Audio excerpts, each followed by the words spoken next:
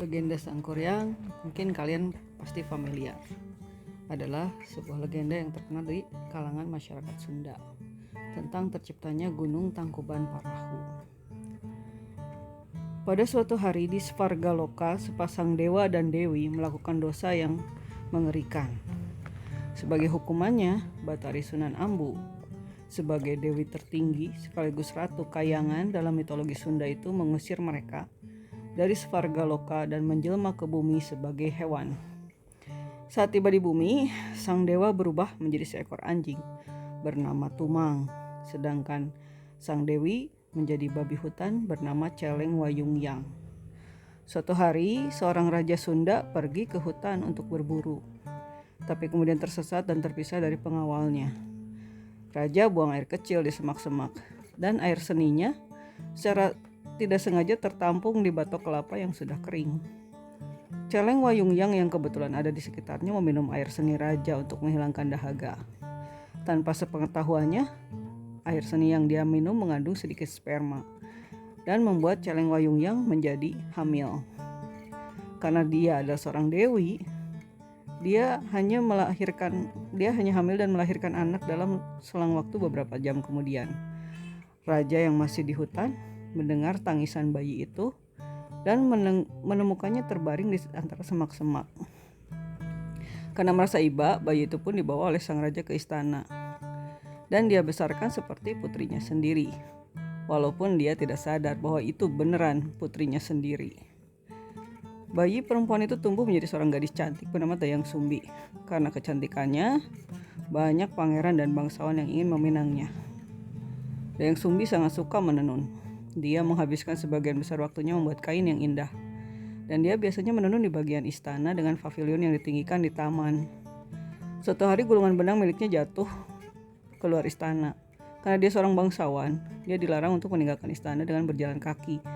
Merasa putus asa untuk mencari benangnya, Dayang Sumbi pun mengucap sebuah sumpah. Siapapun yang menemukan gulungan benang milikku akan diberi imbalan. Jika dia perempuan, aku akan memperlakukannya sedekat saudara perempuanku sendiri. Seperti saudara perempuanku sendiri, dan jika dia laki-laki, aku akan menikah dengannya. Tak lama berselang, seekor anjing yang ternyata Tumang membawa gulungan benang milik Dayang Sumbi. Karena sudah terlanjur bersumpah, Dayang Sumbi tetap memenuhi janjinya dan menikahi seekor anjing, yaitu Tumang itu.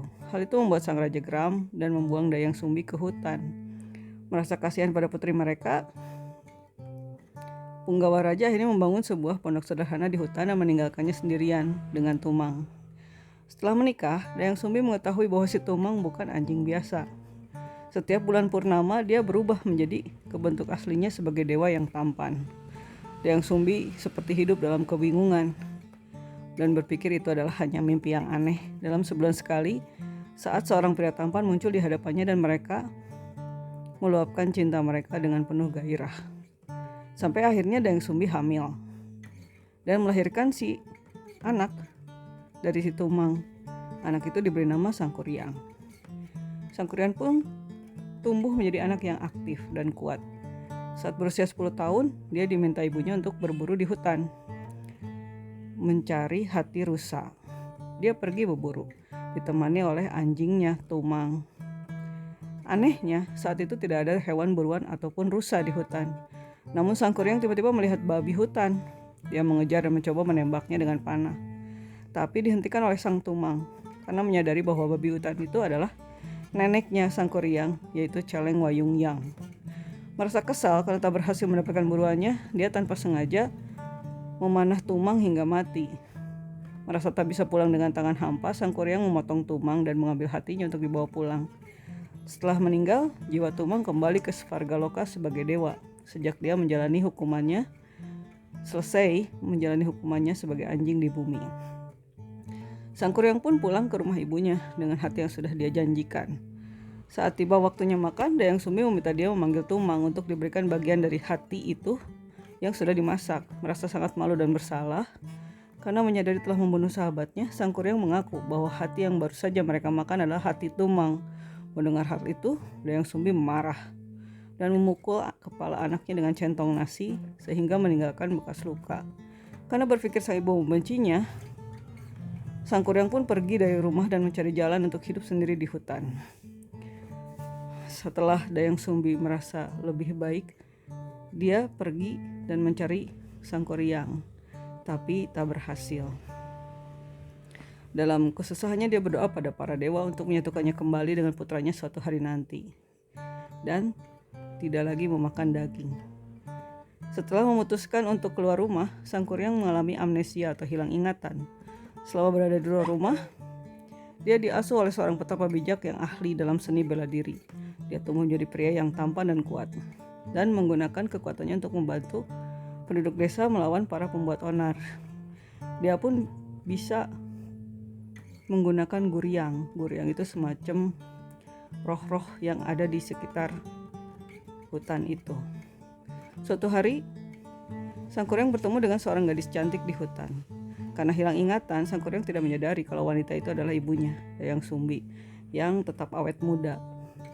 Sehari sebelum pernikahan, Dayang Sumbi tak sengaja melihat bekas luka di kepala pria yang dia temui di hutan. Ya, maksudnya singkat cerita mereka berbicara dan saling jatuh cinta. Saat mereka mempersiapkan pernikahan, luka itu mengingatkan Dayang Sumbi bahwa itu adalah luka yang sama yang dimiliki oleh putranya yang hilang 12 tahun yang lalu. Sadarkan hal tersebut, dia berusaha menggagalkan rencana pernikahannya. Dayang Sumbi mengatakan pada sang kuryang kalau dia adalah ibu kandungnya, tapi sang kuryang tidak percaya. Demi menggagalkan pernikahannya, Dayang Sumbi memberikan sebuah tugas yang sangat mustahil dan tidak mungkin dapat dikerjakan oleh sang kuryang. Dia meminta putranya untuk membangunkan sebuah danau besar dan sebuah perahu untuk mereka berlayar hanya dalam waktu 1 malam. Tantangan tersebut diterima. Dia meminta semua makhluk gaib untuk membantunya. Setelah fajar menyingsing, Dayang Sumbi sadar bahwa tugas yang dia berikan pada sang anak sudah hampir selesai. Demi menggagalkan hal itu, Dayang Sumbi menggunakan syal ajaibnya untuk memenuhi ufuk timur dengan kilatan cahaya.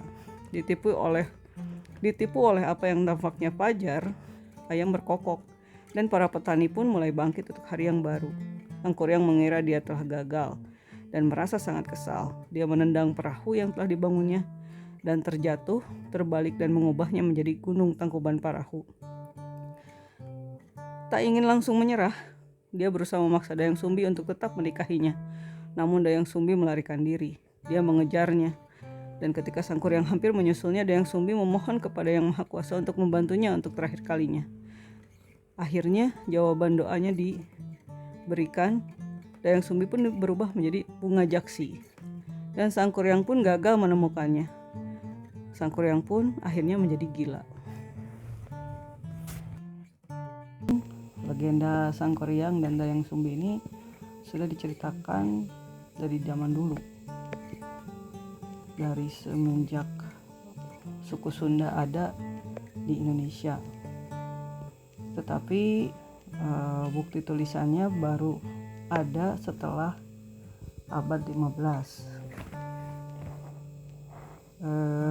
Dalam sebuah catatan kuno yang masih dituliskan di atas sebuah daun. Nah, sang kuryang ini juga dipercaya banyak dipengaruhi unsur legendanya karena waktu itu masih kuat dengan ajaran Hindu. Jadi masih ada campuran dewa-dewa, ada kayangan dan perubahan dari dewa ke binatang itu lebih banyak dipengaruhi oleh ajaran Hindu. Jadi itu sekilas dari tambahan dari kita soal sang kuryang dan Dayang Sumbi. Terima kasih.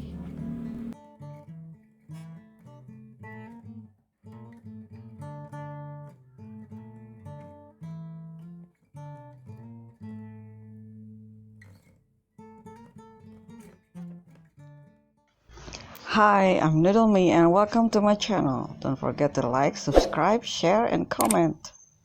And don't forget also to hit the notification button. Thank you.